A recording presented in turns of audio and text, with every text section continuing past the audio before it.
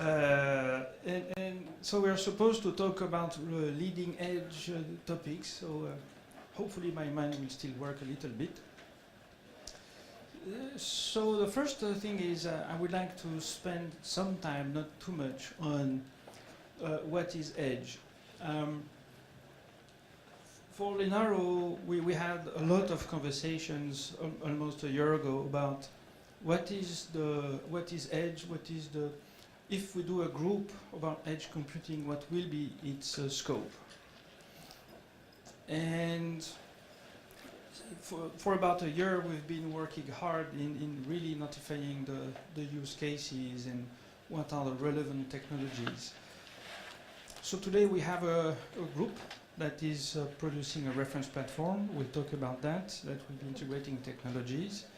And here is a little bit of history of how I see computing models, where edge computing is just one of those computing models.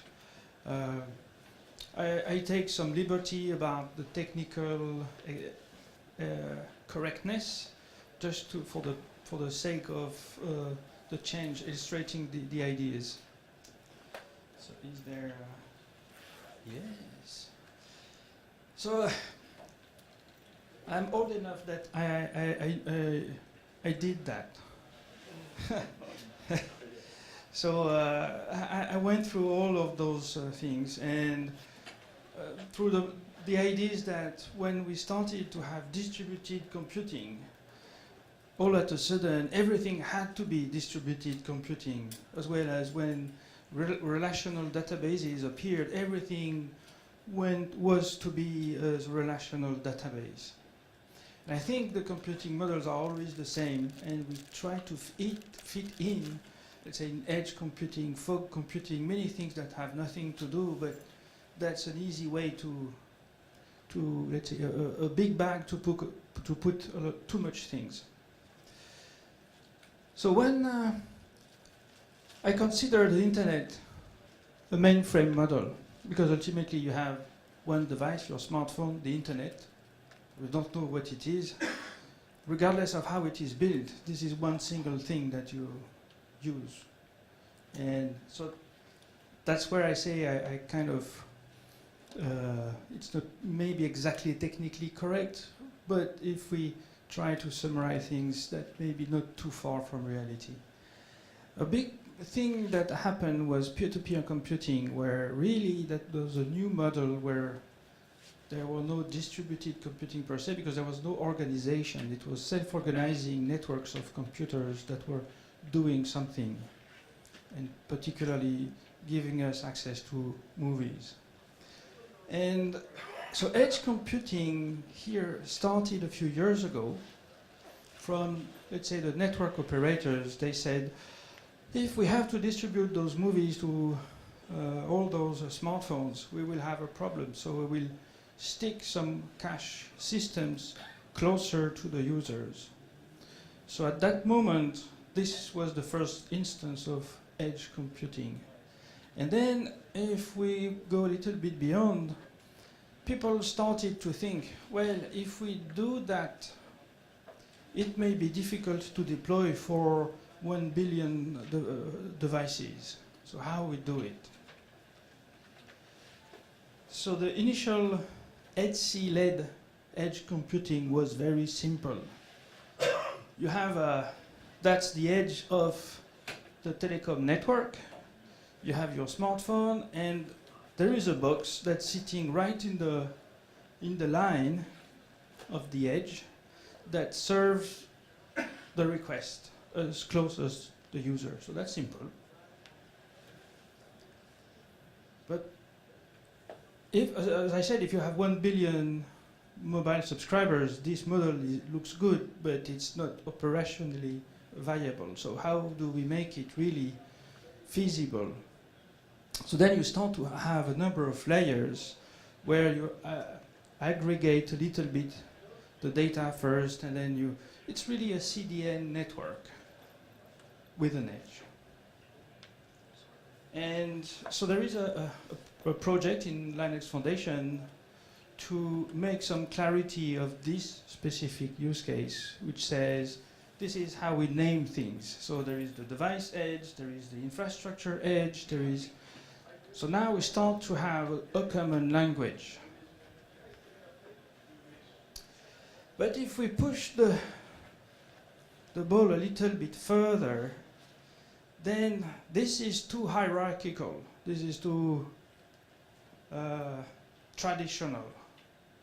And you may want to deliver value even if you don't have any cloud. You want to have some form of a reduced cloud that would provide services to the smartphones, to the windmills, to the factory, the assembly lines, in a way where there is no cloud at all. And then you may have also a lot of peer-to-peer communications at different levels between the nodes that constitute those, this fog. And you see, I picture a cloud edge, a things edge, and you have systems at both sides of the edge. So all the, I don't know the name of the color, is it violet? Purple. So all those, violet is French, sorry. Sometimes pronouncing a French word in English works, but sometimes no. I should have known that. My wife is in the fashion industry, so, but anyways. So you see, there is no edge where you don't have anymore one system that sits at the edge. Edge is a form of that's an administrative frontier, barrier, limit. And you have systems that sit on one side or the other. So if we think of edge computing as it is defined now, well, it is not defined anymore because it covers all those aspects. It covers the systems that are still in the things area, the things domain, but that communicate with the first system in the fog.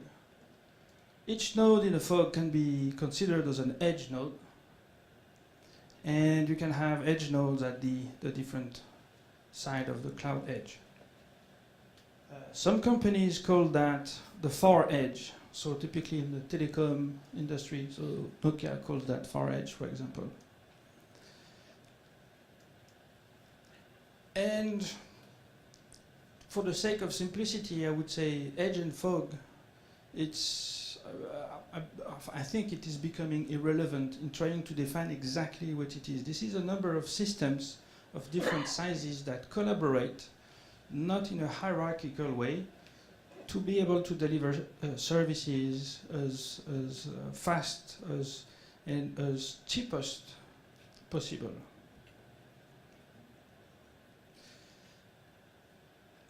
One aspect of this is that I start to call it ubiquitous computing. I'm trying to do the marketing guy, but which means that you will have computing power maybe in your chair here. And that can be considered as the edge of the room, for example. The next aspect is swarm computing. So this is how nodes can collaborate in communities that are built dynamically. One simple example is windmills with plenty of windmill farms with plenty of windmills. Some that go on maintenance, some are not there. So you can have a community of the active windmills. You can think of car platoons on a highway.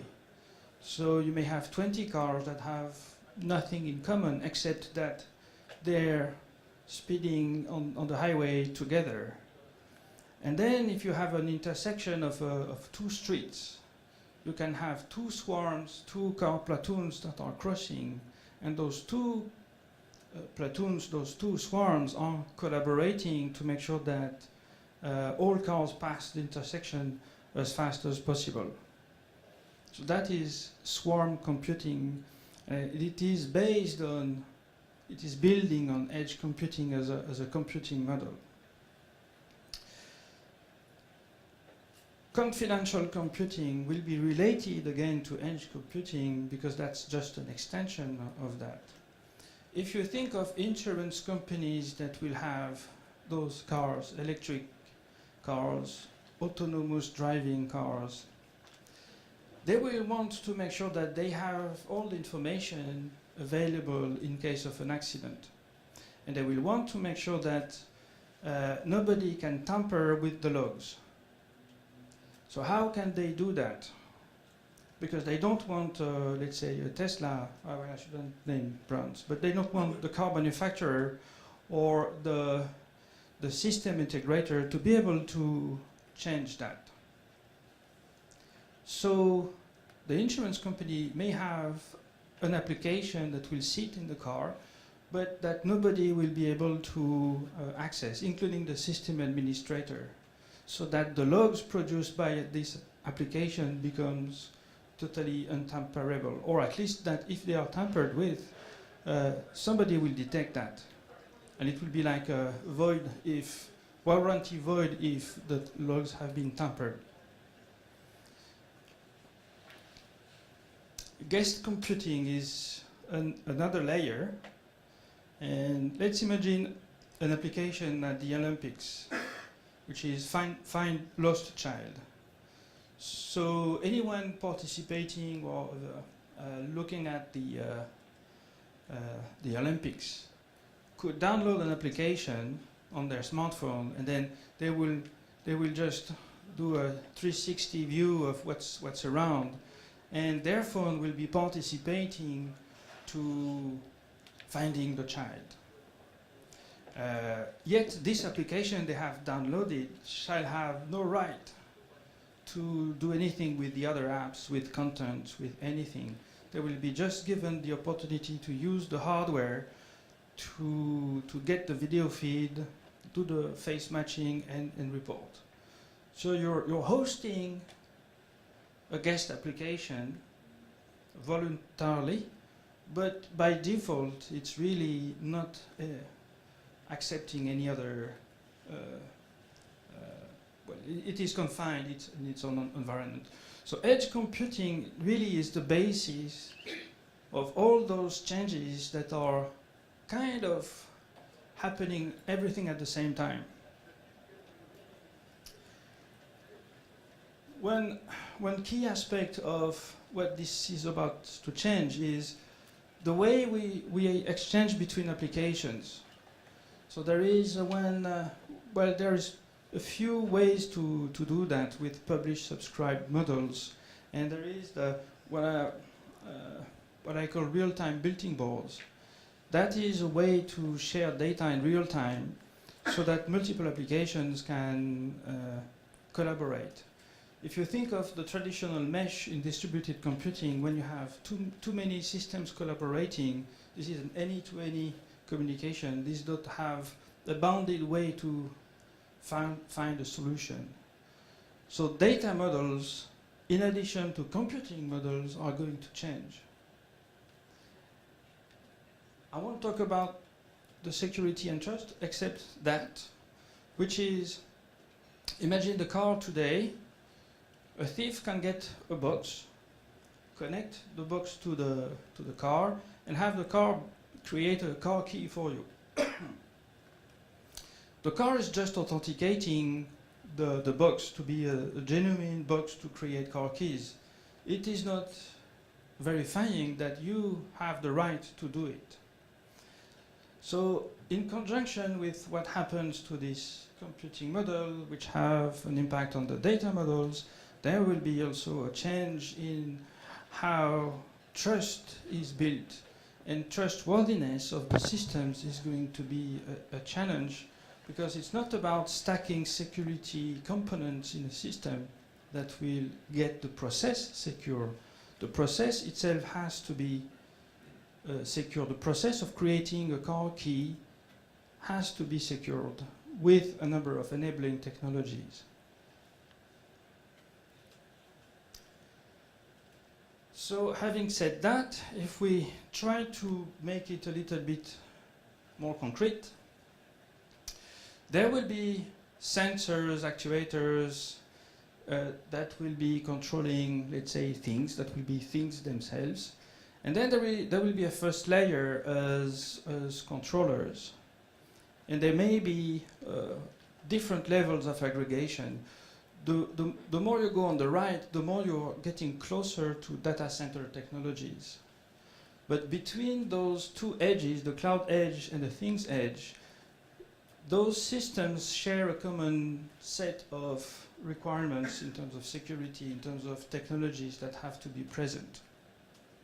And that's what the LEDGE group, the Linaro Edge and Fog Computing Group, is doing. We're creating a reference platform that contain all the enabling technologies to create edge products. The form of those edge products can range from a downsized version of a data center to some devices. So I don't see if is there somebody from no, so yes, I didn't. So can you show it? Well, so that is an edge device powered by ST. That's an ST32MP1, if I'm not mistaken. And that's an edge device. So I'm not saying that you're running the LEDGE reference platform. Hopefully you are, but I don't know. But all the technology you may need to build the software will be facilitated leveraging the technologies we do. If you want more, I think you have a session on Wednesday. So you will be dealing with the details of the technologies of that. But at least here you have a positioning where it's really about trust of the whole process, not just stacking security. Secure boot is one aspect, but just a little aspect of security. Now, at the edge, the application development is also something different. Typically, you will have runtimes that will accept modules, and you will customize those modules, will create custom modules, but ultimately all the logic is coming from the runtime. So that's, if you have heard about SAP, for the enterprise applications, basically the application exists and you just tweak it to your needs. And Edge is going that direction. So you have a number of runtimes like EdgeX, TIBCO, SAP, IoTVT, Microsoft, Azure, IoT runtime. Those are the environment on which you run your applications. And the goal of the LEDGE reference platform is to tie those runtimes with the underlying hardware in a way that the runtime can leverage all the hardware capabilities, accelerators in a transparent way, and so that the guys that build the solutions on top of leveraging those runtimes have very simple time to use the SoC that is good for the product range. So one product can range from a very small to a large product. You want to use the same software across those SoC sizes to simplify your go-to-market.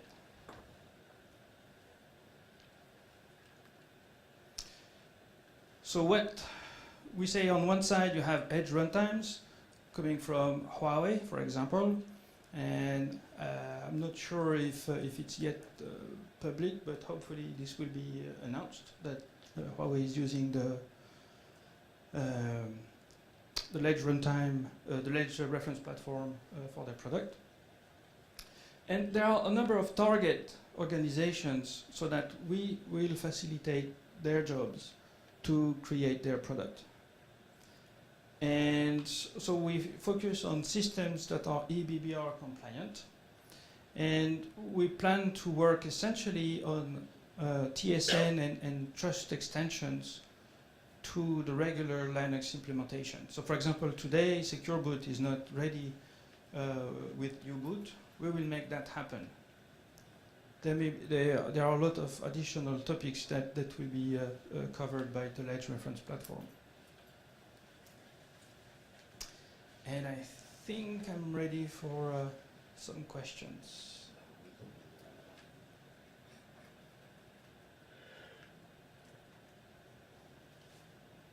Yes. On your list of edge frameworks, I didn't see Amazon Greengrass. Is there a reason for that? No, I'm a very bad marketing guy. No reason, but that's a very good point.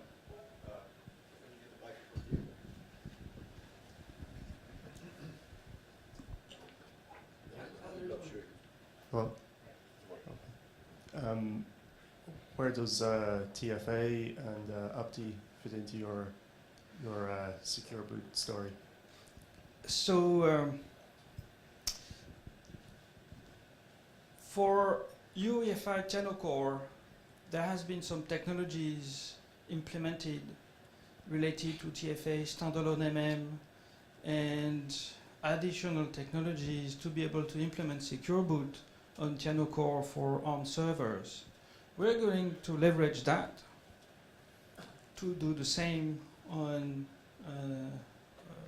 let's say, on those environments. Yet it is a little bit more complex because the way it is implemented today for servers prevent UPTI to run or prevent the creation of a firmware TPM, for example.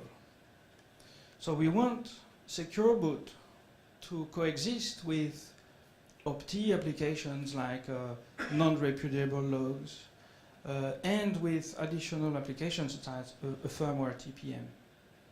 So there is building blocks that are present, and we plan to leverage those to go a step further.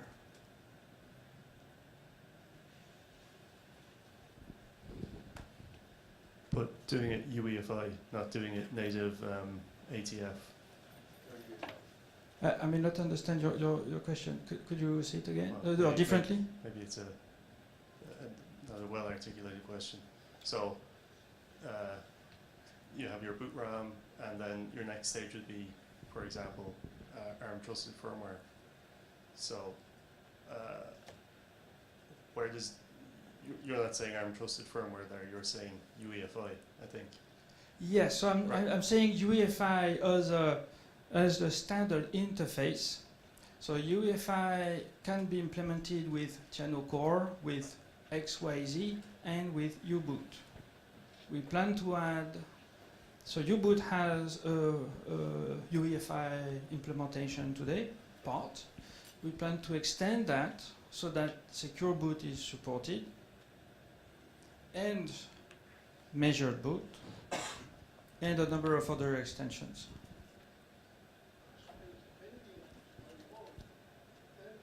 And TFA will be certainly involved in the creation of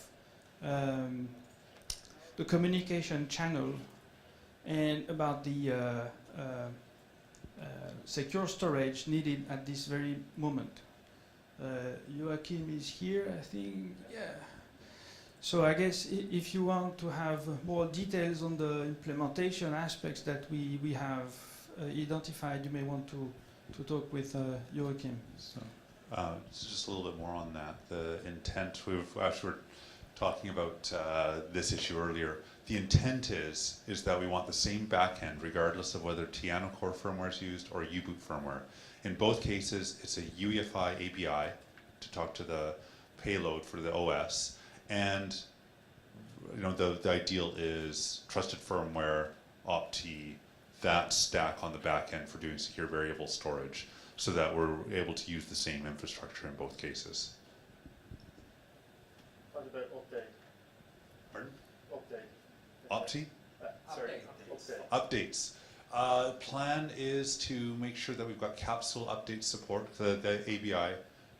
And in fact, capsule update, most likely we're talking about runtime services, so pre-boot environment, but capsule update is the direction we're going.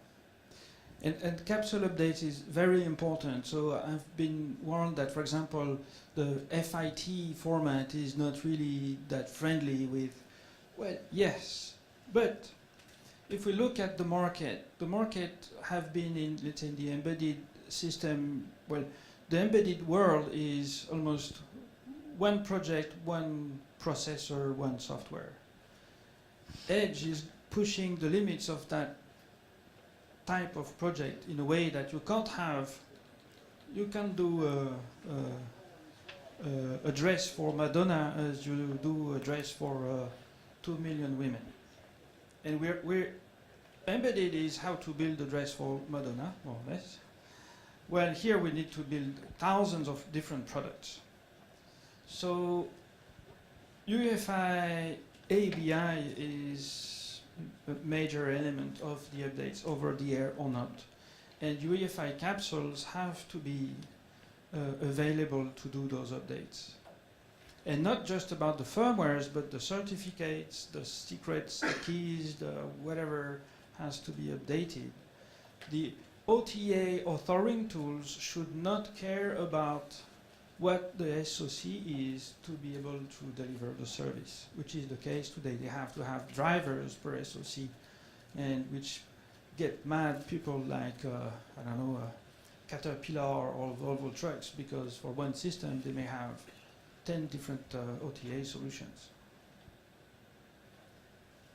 And which is not, it does not scale for 150,000 trucks. It will not scale for 2 trillion devices.